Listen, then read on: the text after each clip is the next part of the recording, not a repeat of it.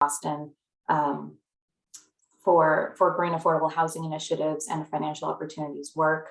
And I'll be the facilitator for today's session. As you know, long-term client engagement is a foundational concept of the FOCs, and yet, especially in this post, but also still in the middle of a pandemic time, it definitely remains one of the most challenging outcomes for all of us. So today we're going to be hearing from two FOC sites, the Jewish Vocational Service, which is proudly from Boston, and the Genesis Center from Providence. They're just going to be speaking about what strategies they're implementing to keep their clients engaged.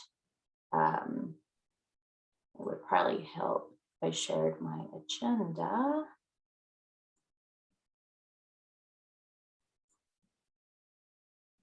Once.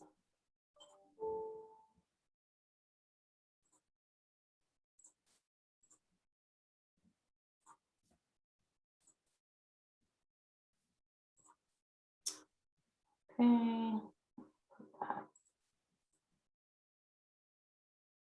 Does everyone see that, or do you see the presenter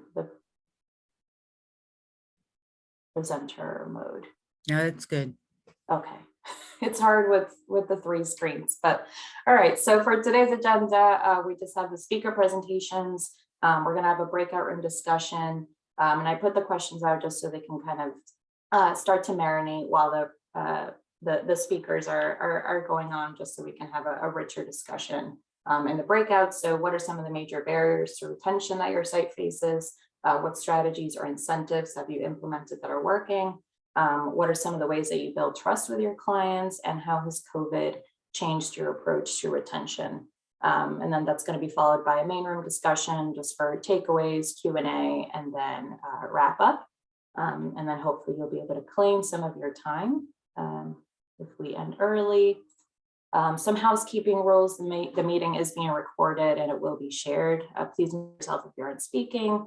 If you need to request a live transcription of the event, please tell us either via Zoom or just send Leah an email. Of course, use the chat feature for discussion and questions. And then lastly, for a more interactive experience, we encourage that you turn your video on, at least for the discussion portion. Definitely feel free to have your bagel and coffee off camera. We totally understand that. And then, all right, we can go ahead and get started. So for our speakers today, we have Chris Ackley from the Financial Opportunity Center, who's the Financial Opportunity Center Director from Genesis Center in Providence. And we have Paige Wetzel, who is the Manager of Career Services at JVS in Boston. And I'll let them each introduce themselves a little more in their presentations. And I'm going to stop sharing. So Chris, take it away.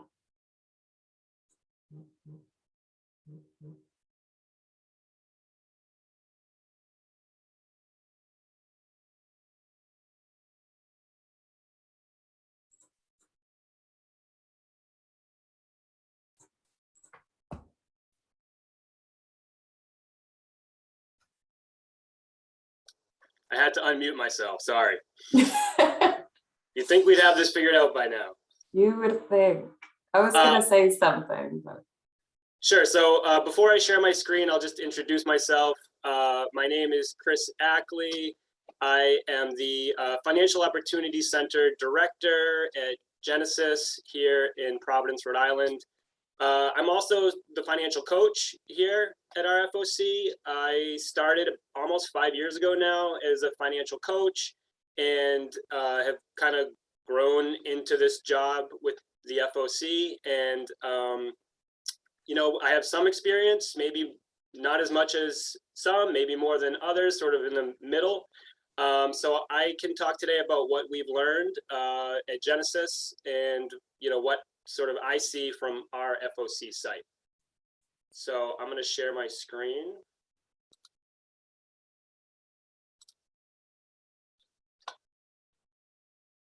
And just thank you to you know, LISC for having us today and getting us all together. And it's been a really nice series. Okay, can folks see the screen? Okay, Yes. good. So just a little bit of background. Genesis Center is an adult education organization, really a whole family education organization, because we do have an on-site early learning center that serves a lot of our students and community members. We've been here in Providence for closer to 40 years now, and we're working with about 1,000 individuals every year between our ESOL classes, job training classes, citizenship, and a variety of other programs. And just a little bit more background on our FOC. We've been in operation for almost 10 years now, close to 10 years. And, you know, we started out small with a volunteer financial coach. We've, you know, built up the program. We became a BCO site in 2015. And, you know, I showed up in 2017. So I really only know the BCO model. And my perspective today, we'll be talking about, you know, BCO clients for the most part. So this is our training model. And, you know, I really just wanted to show this because I think from my perspective that retention work really starts at the very beginning. It starts when you meet the clients. It starts at orientation, intake. And really, it's all about creating relationships. So if you think about retention starting at graduation or starting at separation, then you're already working from behind. You know, you're trying to build that relationship, you know, after the person has already left, you know, your sort of realm. But we're building trust, we're building relationships for the entire time that somebody's here at Genesis training or in the building, taking classes. And that is what is going to make the retention work. It's never going to be easy, but it's going to make it easier. I'll move to this next slide. A lot of our classes are really long. We have a 6-month medical assistant training program. And so that gives us a lot of time to create relationships with the folks that we serve. Some of the classes are much shorter, you know, 8 to 10 weeks. And so we don't get as much interaction, but we're still trying to do everything we can to create positive relationships, to lay that groundwork for future engagement. So, I think that it is a relationship, and we try at our FOC to create sort of a balance of power between the FOC coaches and the students. We like to see ourselves as partners in helping each other achieve everybody's goals, really. Right off the bat, we try to be open and transparent about everything that we do. So when we do FOC intake and we are asking for, you know, some personal information or, you know, things like financial questions that people, they don't know us that well yet. They might be a little sensitive about that. We really let them know, one, what our objectives are, which are, one, to help them. That is really our primary objective, to get to know them and help them with what they think is important to them. 2, it's to prove that our programs are successful. Okay, that is part of this retention work. It's showing the impact of these programs. So I like to let the students know right off the bat that when they continue to interact with us, not only is it helping them, but it's them paying it forward to the next generation of Genesis students. So we help you, we work with you, you share your successes with us. That's what keeps this all going for the next students that come after you. And I think that some students really take that to heart and they see themselves as part of this whole process. They're proud to be Genesis students. They're proud to be helping out people that are coming after them. And, you know, there's no silver bullet with any of this. It's all about trying out different approaches and seeing what works for different people. So,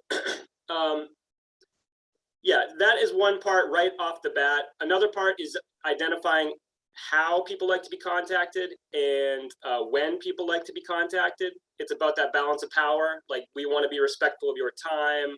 We want to make this as easy as possible for you. So is it email? Is it cell phone? Is it text message? Some people like Zoom. Some people, don't prefer Zoom. I think right now we're entering a new phase where Genesis is really a fully hybridized organization. We have people in the building, we have people at home. Our schedules are kind of all over the place, which is a little confusing, but it also creates opportunity for engagement for a lot of different people in a lot of different ways.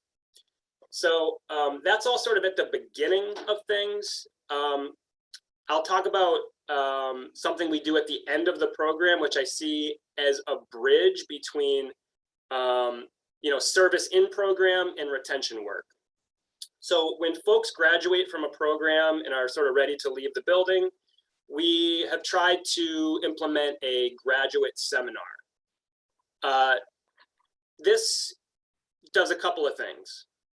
One, it reminds people, or it gives us an opportunity to remind people that, hey, this is not the end. This is really the beginning, sort of, or this is part of the next phase.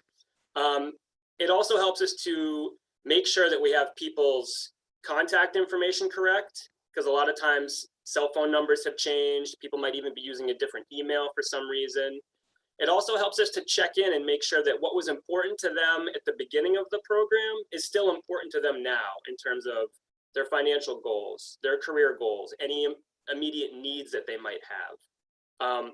We try to refresh all that so that when we do start reaching out to them, we have the best information possible to keep them engaged and keep things relevant to them.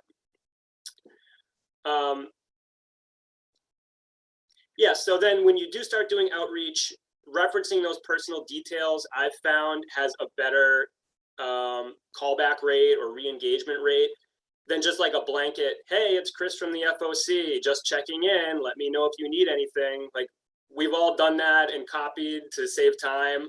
But, our students can sniff that out, that it's just a mass email. Whereas if you tailor it to somebody's specific needs and goals, specific situation, that goes back to the relationship. This person knows me, this person is somebody I can trust, and you're more likely to get a call back. It does take more time, and we all have lots of people that we're dealing with and trying to re-engage with, but I think that it does pay off in the end. And then using the different resources around you. Even if I'm trying to reach out to somebody as a financial coach for that reason, maybe I know that their instructor from their workforce class, or even their past ESOL instructor before they started workforce, has a close relationship with them. So I can say, hey, David, one of our ESOL instructors, David, can you reach out to this person and see what's going on? Let them know that I'm trying to talk to them. And, using those different avenues can sometimes get you to talk to the person that you want to talk to.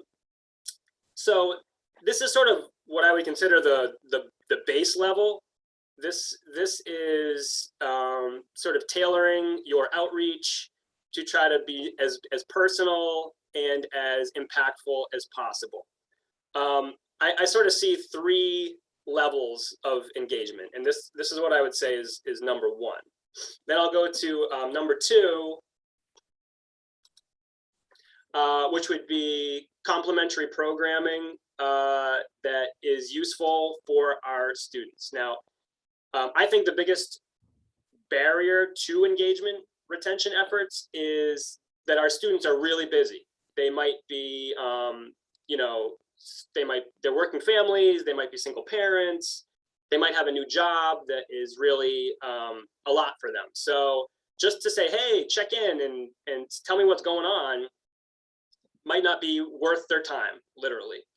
But we have a variety of programs that we like to advertise at our FOC that are possibly related to their financial goals, are going to get them thinking about their other financial goals or career goals. So, we have what we've called our Keys to Success program. It's an individual development account to help people save money for vehicles. We started this 3 years ago. It's been really successful and really popular. People can come back once they're working and have the capacity to save and start putting money into a savings account for a vehicle, and then have that money matched dollar for dollar at the end of the program. So that's been a great way to re-engage with a lot of our workforce students. We also have, the twin account credit building program. We're a Vita site, so folks can get their taxes done for free. We just started a Career Connect Bootcamp, which is like a 1-week career refresher course for folks that maybe went through a program but are having a hard time being placed at a job. And then we also can have student supports available. A lot of funders have been very generous over the last year or so, and we have been able to help folks with emergency support. So this is what I would consider the second level of re-engaging students. So reminding them of these different programs they can come back to Genesis and utilize. And that just opens the door for continued coaching, continued engagement with the FOC. And then the third level, I would just consider more, in the behavioral economics world, money talks. So, if you can offer somebody an immediate incentive for coming back and re-engaging, we've been really successful with just saying, hey, come back, let's update your full CFA. We can offer you a gift card of whatever, $25 or $50 or something like that. And it re-engages a lot of folks that's the nudge that they needed. Otherwise, they didn't really, they wouldn't do it. But we're able to offer that, and it gets people back in the door and gets the conversation going again. We think it should be for something meaningful, not just like call me and tell me that you're still not working. Okay, here's a $50 gift card. But come back in, let's talk, let's sit down, let's figure out your next steps. I think is more appropriate. And when you re-engage with people is important too. Tying it in with the 6-month credit update, people are usually really interested in that. And, right when somebody gets a job, I feel like it's about making sure that they're just comfortable at that job in that period of transition. But then say 3 months to 6 months later, that's when I find people are ready to, take some next steps. They might have a little bit more financial flexibility, financial capability. They want to talk about what's next. So I think the timing is important too. I find that 3 to 6 month window to be a good time to target people for re-engagement.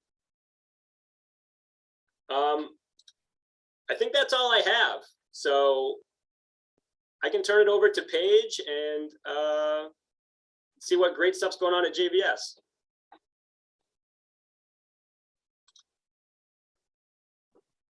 Awesome. Thanks so much, Chris. It was really great to hear about the work going on at Genesis. That was amazing. Let me get my slides going for you guys. Hope everyone's having a good day so far. I feel like, at least here in Boston, it is like really winter outside. Like there was frost on my car this morning and I was just not ready, y'all.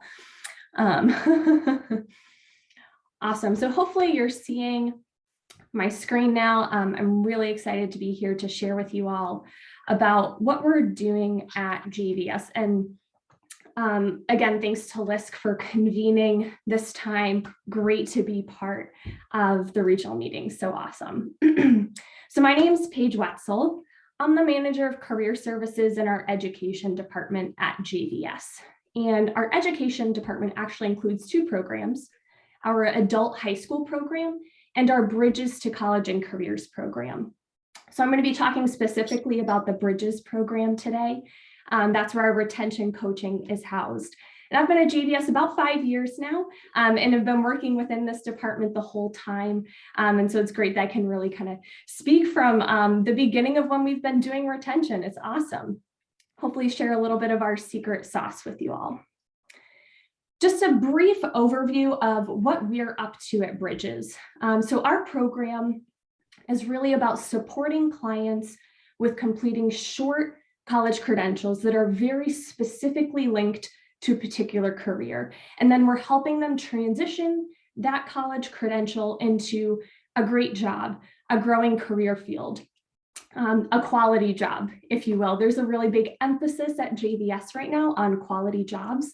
We have a really cool tool that just came out, a great event launching it on Monday. So I'll actually drop that in the chat if that's a thing you're interested to learn more about. But our program involves 23 weeks of college preparatory classes, and it's a mix of academic, coaching, financial, career, college, kind of a bunch of things to help people be well prepared for college, persist in college, complete that credential. And then my team of career coaches and I, we're supporting that transition from college into a career and helping folks grow. And so for us, retention coaching looks like this, and we actually have come to call it career advancement.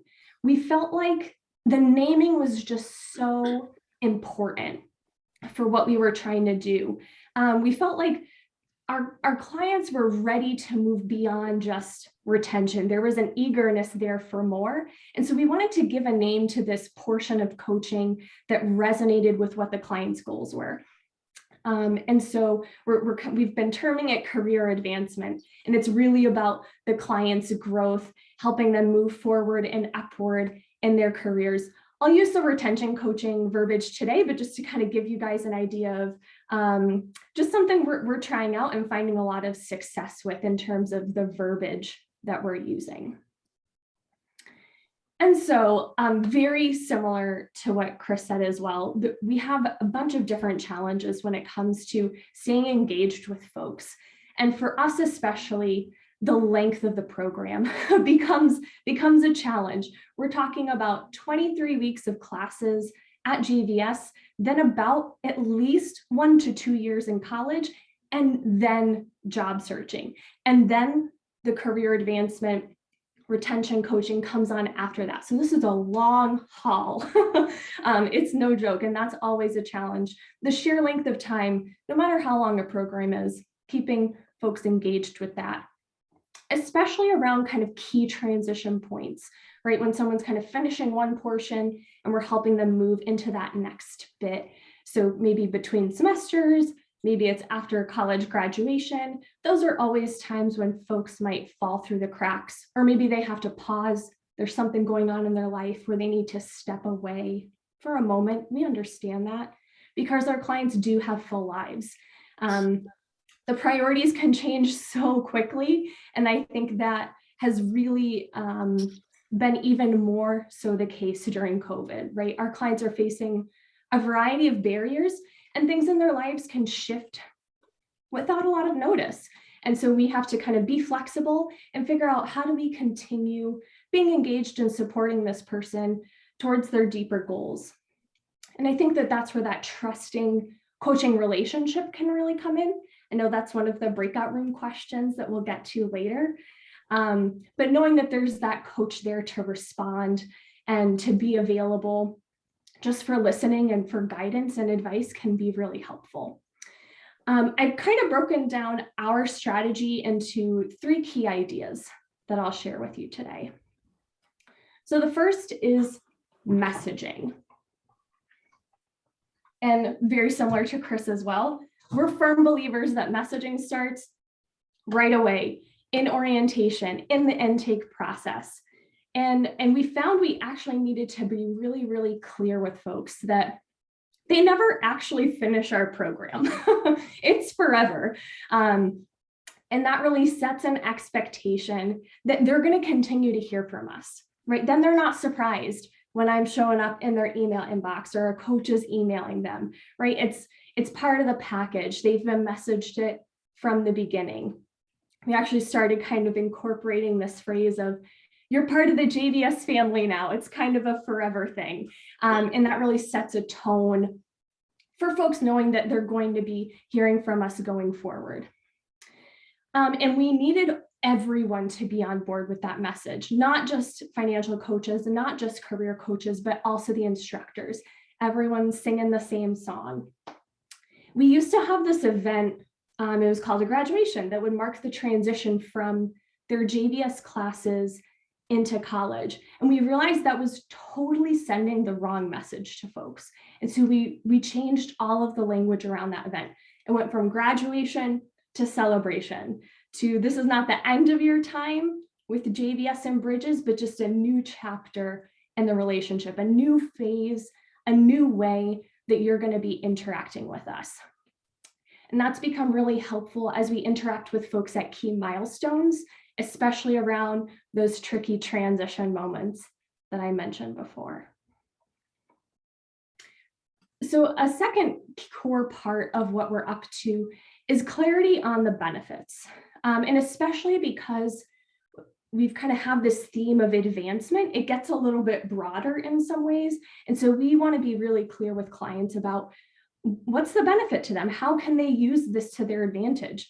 As coaches, we often know what we're trying to put on the table, but we want to help the clients understand from their point of view, how does what we're offering help them get towards their goal or help them move in the direction that they're desiring? And that's kind of where that name of career advancement really came in for us. And so when clients initially start their first jobs, we're kind of doing some light touches, right? We're just trying to see, how's the training going? Is the schedule working out okay? Did you get all the HR paperwork done? You know, kind of those basics of just making sure things are going smoothly, because sometimes this is a really big life shift, right? Maybe a client's going from working part-time and being in school to now being at a job 40 hours a week. It's a real shift in the way their lifetime is organized. So we want to make sure we're smoothing out all the bumps, helping things go smoothly, that transition is successful. And then around the 3-6 month mark, when clients are a little bit more settled, we're helping them feel that confidence of, yes, you've successfully made this transition. Amazing. Let's think about where you want to launch this. And that doesn't mean they need to make a transition right away, but we want to think about when would be the right time to move forward. Maybe they're interested in more education. When's the right time for us to start pursuing that? Can we do some research now, do a little bit more later? What's going to be right for this person and their situation? We're really encouraging ambitious goals, but pairing it with realistic and action-based coaching. We really encourage our clients to think big. And we tie this back into financial coaching. And actually, shout out to Joey and Marina, our financial coach, because I saw that he's on this call today. So thanks for being with us, Joe. And there's this message that, you know, now that you're making more money, it's time to assess your budget again, right? Folks want to buy a home, buy a car, save for their children's education, grow their families. That means assessing their budget, putting their money to work for them so that they can meet those life goals that are so important. And then number 3 for us, we put a huge emphasis in our program on email. And as you know, you all coaches know, at the risk of stating the obvious, open lines of communication in both directions are so crucial. And so for us, we really heavily rely upon email, the expectation that clients will receive emails from us, and also that clients will reach out to us by email and that they'll get familiar with that.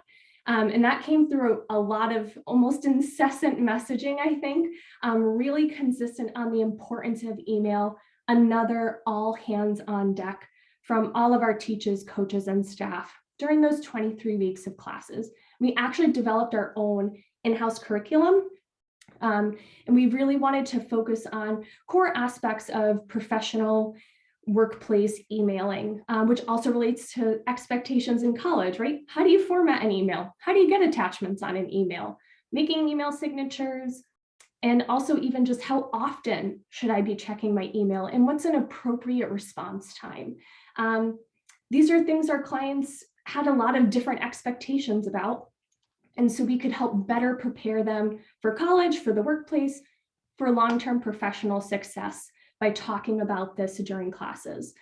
But we've also recognized, of course, we have to vary our communication, right? We would love it if everyone just responded to our emails, but of course that is not the case. So yes, we're doing phone calls, we're sending messages on LinkedIn, different varieties of emails, very personalized to e-newsletters, right? We have to try all different things to get those folks who are disengaged from us for whatever reason.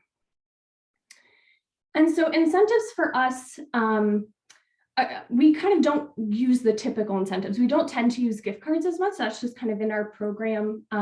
We haven't really had to lay out in that way.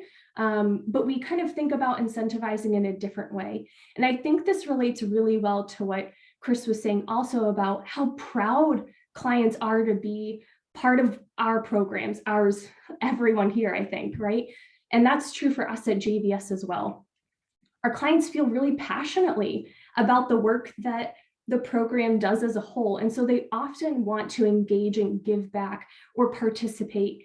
And so we've found these opportunities for them to present to newer clients, right? They can share what they've learned, be the experts in the room, which is an amazing experience for them to have, while still being invited to things like employer panels, of course, articulating goals in one-on-one coaching sessions. We also have a mentorship program that some folks can participate in, but building these positive, engaging experiences for folks to come back and gain knowledge, give knowledge, a lot of give and take. We've found that is actually highly incentivizing to folks. Folks really yearn for these types of opportunities. And so we've been trying to figure out how can we provide more opportunities like this that clients want to be involved in. Awesome. Well, I really appreciate your time today. I would love to hear from all of you. If there are things you have questions about, please feel free to reach out to me. Yeah, thank you all so much.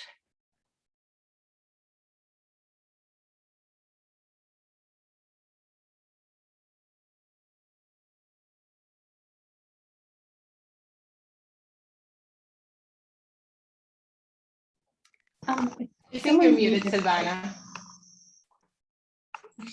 Amazing. Year and a half in. Thank you, Paige and Chris, for your presentations. I was saying, I know there's a couple of questions that were dropped in after Chris presented, so please do so for Paige as well. We are at, it's 10:35, so we're just going to get into the breakout rooms at this time, and then we'll come back and it'll just be a huge medley of questions for Paige and Chris and lessons learned or highlights from the breakout session. So Leah, if you could send us away to our rooms. Yep, should be just a second. I'm making sure everyone's got a room here.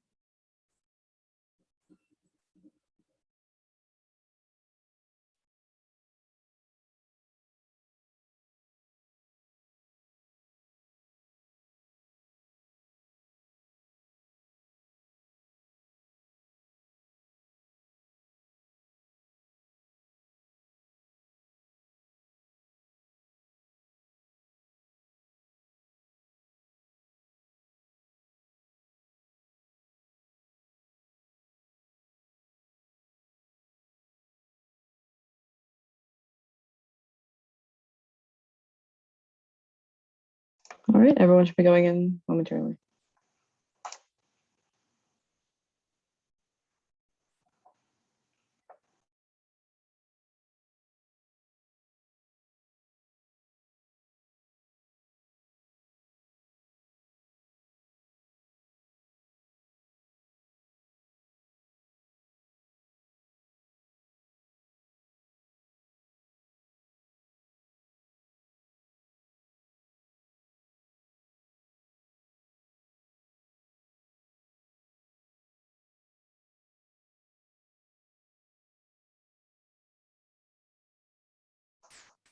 Is anyone not getting prompted to join a room?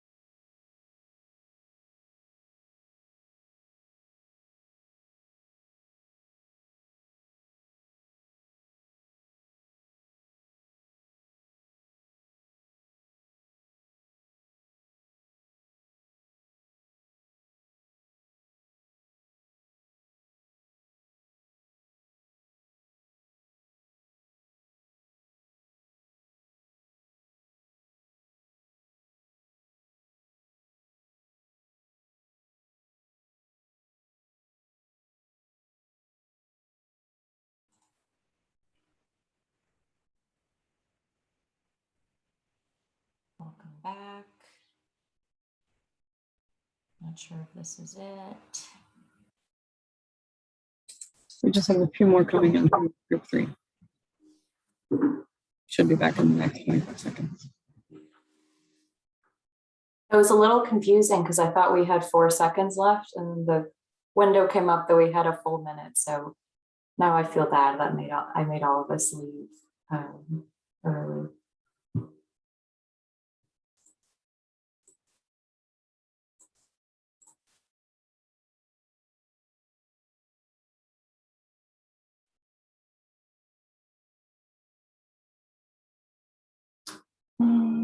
Awesome.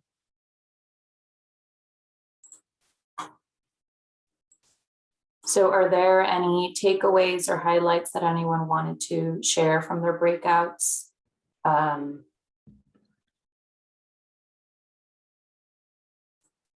anything that anyone wants to share that they'll be able to implement right away?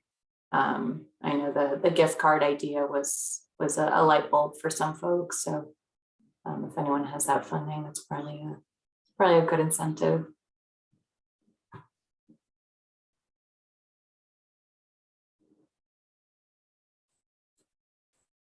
Okay. All right, if no highlights from the breakout sessions, I'm just gonna flag the questions from the chat that we're going to Chris first. So to Chris, James asked, where does the funding come from for the Keys to Success? What's the max award?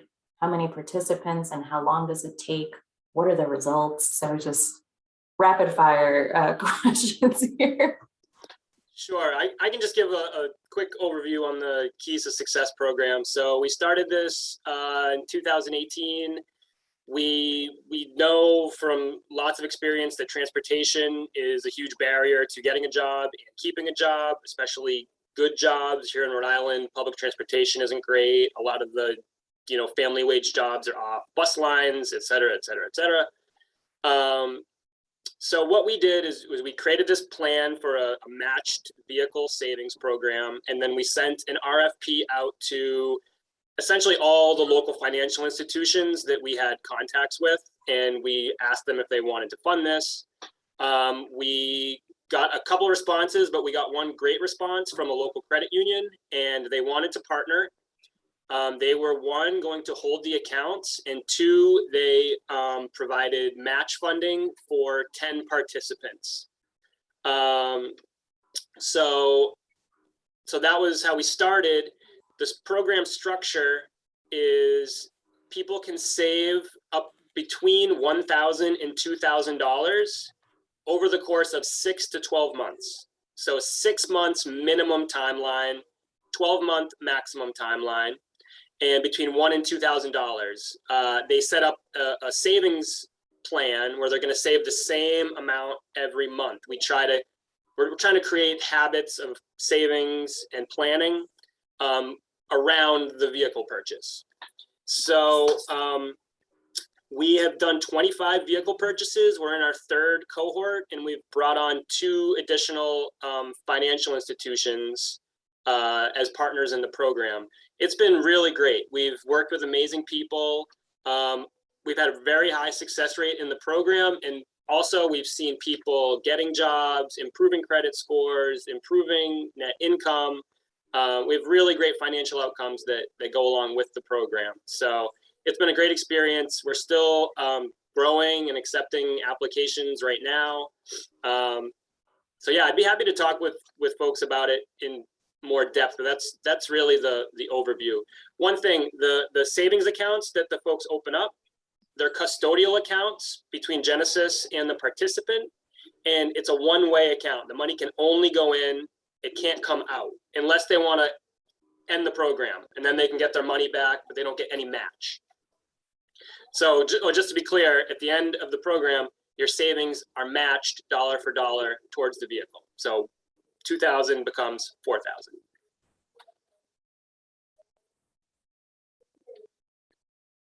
That's great. Thank you. Any follow-up questions to that from anyone? I just wanted to say, this is Claudia. Chris, you also give them education about buying a car and maintaining it and all that stuff. Yeah, thanks. So when they're in the program, they have to do continued financial coaching. So it's also extending the coaching engagement. And we created sort of a vehicle specific program where they're learning about what kind of car they need, how much they cost, maintenance, insurance, all that stuff as well. Thank you, Claudia. Hi, this is Joe from JVS. Chris, I had a question for you. Do car dealerships respond positively? Any assistance to you? And if besides credit unions, who else has assisted you people in helping the program?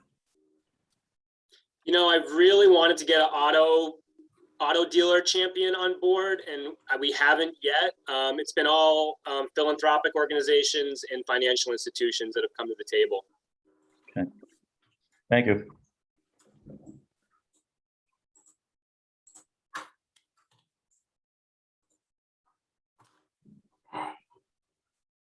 All right, sorry about that. Chris, I was putting your email in the chat. You're a very hot commodity, it seems, on this topic.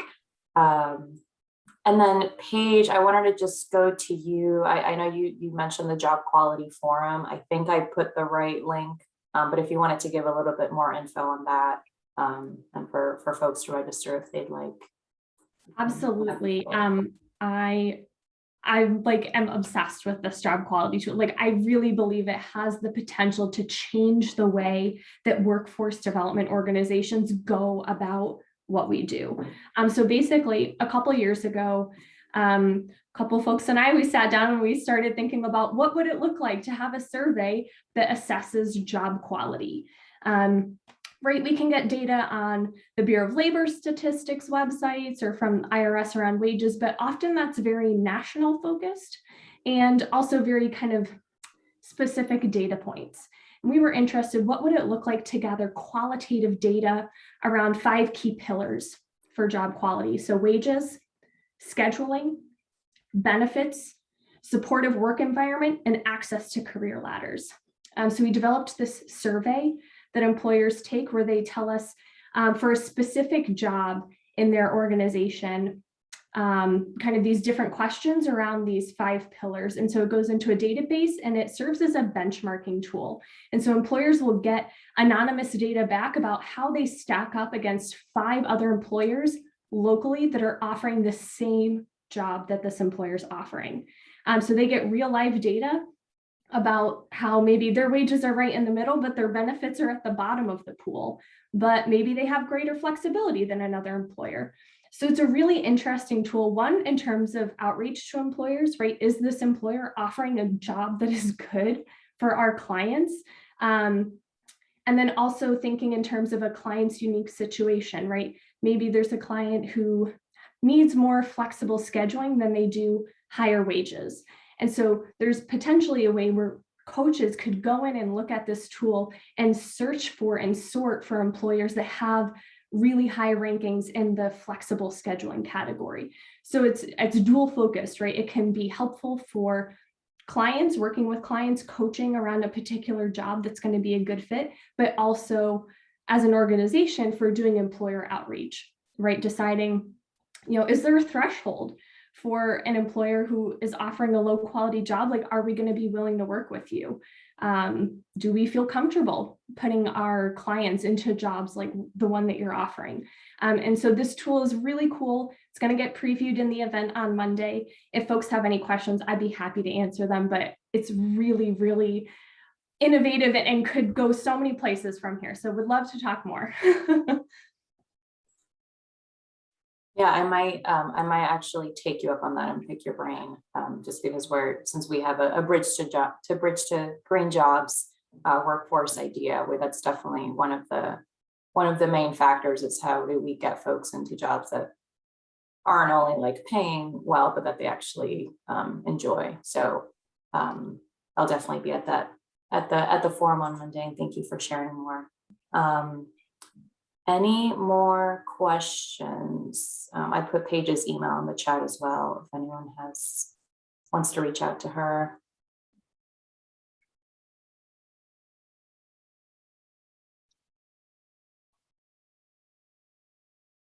Okay.